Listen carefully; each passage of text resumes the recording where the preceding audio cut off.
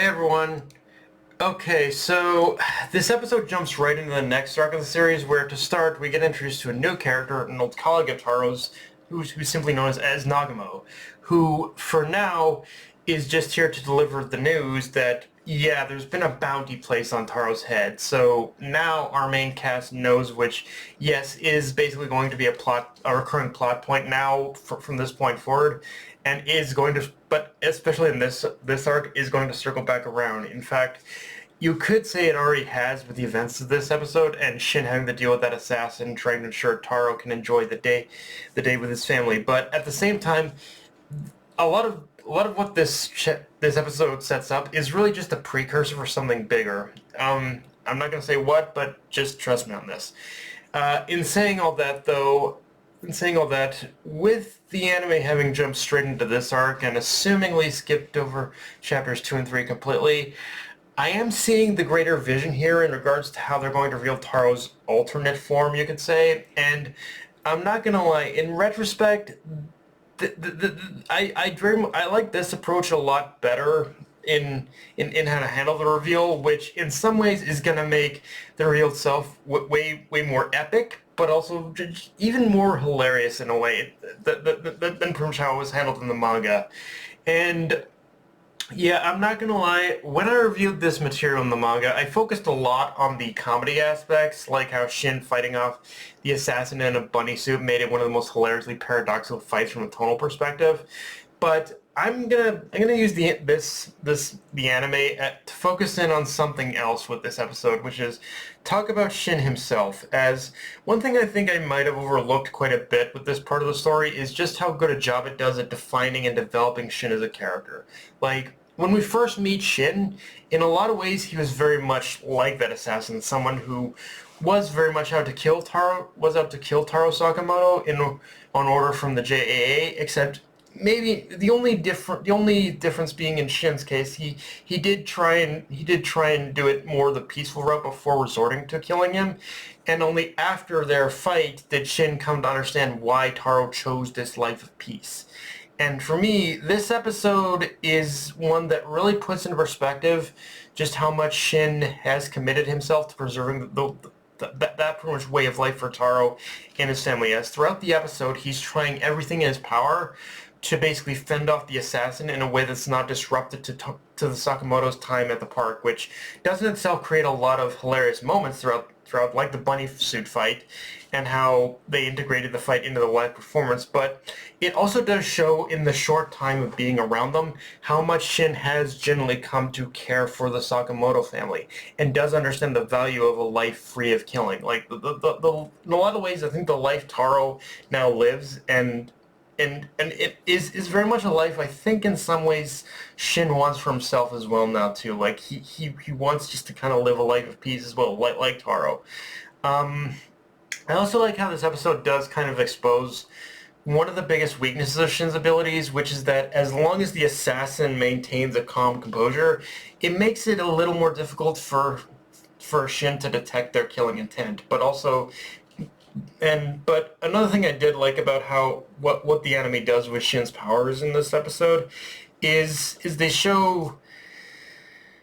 I like how the anime is using itself as a visual medium in order to kind of in showing more so of a visual way of how Shin's powers work a bit more than the manga. Like both are using the visual medium effectively, but I think that the anime is using the visual medium of how Shin's powers work a little bit more effectively in a way. Um, in saying all that, though, let's talk about animation and direction for this episode, because for the most part, it was pretty good. In fact, in many ways, it does feel like this series is getting better as the series progresses. The animation quality is getting better.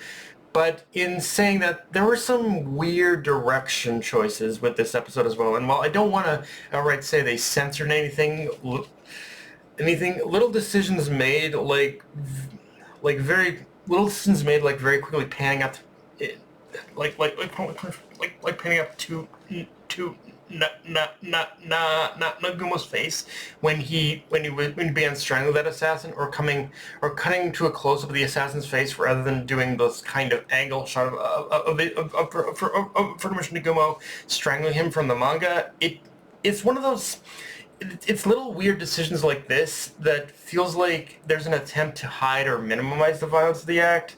Like, I don't know, maybe I'm overthinking it, because in every other way, the anime did a very good job at adapting all the chapters involved in this adaptation, in this episode's adaptation. But it's just in that beginning portion that something just felt a little bit off, like something didn't work out entirely in the way it should have. Something just didn't work out for me there. With that said, let's circle back to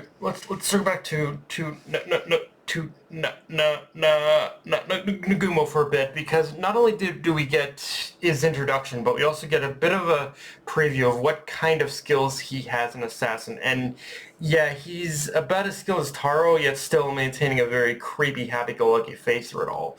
And it shows just how easily he can like blend himself into whatever environment he's a part of, to the point where it is kind of hard to get a proper read on the guy. And trust me, you'll be feeling that a lot through the series. In saying that, though, when it comes to Nagumo, he also does offer a rather cryptic warning to go with the news of the bounty on Taro's head, in the form of him asking the question, do you think your no-killing policy will be enough to fend off the assassins that'll come after you? Like, it is very much the kind of warning where Nagumo seemingly is alluding to the idea that after the whole deal with the Triad, things are not only going to escalate from here, but the assassins are going to keep getting tougher in order to fight, like, more brutal. Although Shin does bring up something very interesting as well, which is, for someone like Taro, who's considered the world's greatest assassin, 1 billion does seem a little on the low side for a bounty, kind of bringing up the possibility there might be more to this than just in order to kill Taro. Like, there's some other machinations at play. And again, it is interesting, having read the manga now, how these little details are much more transparent. And yeah, with the latest antagonist in this lineup being a group called a group called the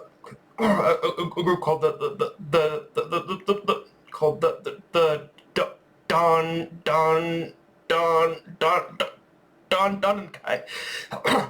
That makes it all the more apparent that, yeah, something weird is going on here.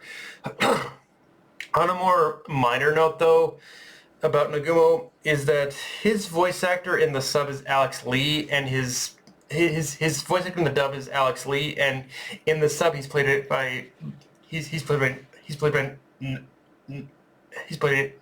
Natsuki Hanai. And while both are great, I mean, in Natsuki's case, we're talking about the same guy who played Yuki and reincarnated as a slime, so we already know he's got experience playing characters who are very two-faced. But in this case, I gotta give it a little more to Alex, because for me, not only is Alex really starting to pop up more and more in my not only starting to pop up more and more in anime and manga, in anime as of late, but the guy really seemed. This guy might have some of the biggest range I've seen from an English voice actor in a long while. Like, the way Alex can like twist and contort his voice with just a simple pitch change in order to make his voice sound different, yet still recognizable enough to us, is kind of incredible to me. Like, it's just by doing a simple pitch change, the man gives himself so much room in order to stretch his range as a voice actor. It's kind of weird that I see this in a voice actor nowadays. But yeah, guys, that's pretty much all I got for this review. If you enjoyed the video, like, comment, subscribe. Follow me on Twitter, or follow me on Blue Sky, Analyst Crunchyroll. Be sure notification bell, hit the subscribe button, and just share the video, guys. Dark Knight of Any, signing off. Later, everyone.